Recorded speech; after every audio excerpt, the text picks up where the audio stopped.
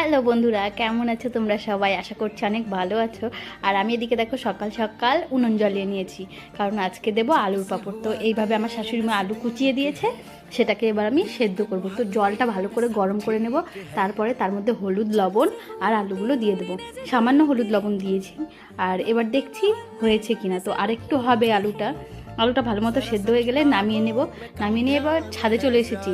ছাদে এত পরিমাণে রোদ, তো তার উপর একটা কাগজ বিছিয়ে সেখানে আমি দিয়ে দিচ্ছি, তো খুন্তি দিয়ে দিচ্ছি, কারণ প্রচণ্ড গরম ছিল আলুগুলো।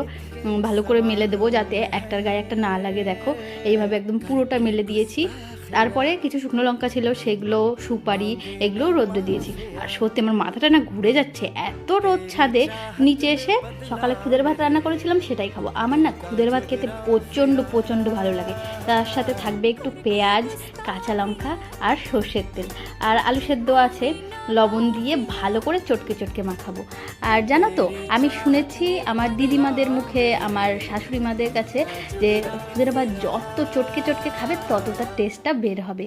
তো আমিও সেইভাবেই খাই, ভালো করে চটকে নেই সব কিছু একসাথে, তারপরেই খাই। আর এবার খেতে বসে পড়বো। কেন জানি না, আমার শাশুড়ি মায়ের আর আমার পছন্দগুলো প্রায় অনেকই ম্যাচ হয়ে যায়। আমিও খুদের ভাত খেতে ভালোবাসি, আমার শাশুড়ি মাও খুব ভালোবাসে। সকাল সকাল রান্না হয়ে গেছে বলে তার কিন্তু খাওয়া হয়ে গেছে আগেই। আমি কাজগুলো সেরে এবার বসলাম খেতে। আমি খাওয়ার আগেই প্রণাম করে নিই। তোমরা কে কে এইভাবে করো বলো তো, কমেন্টে জানিও। হ্যাঁ, আর তোমাদের কার কার খুদের ভাত খেতে ভালো লাগে সেটাও কমেন্টে জানিও।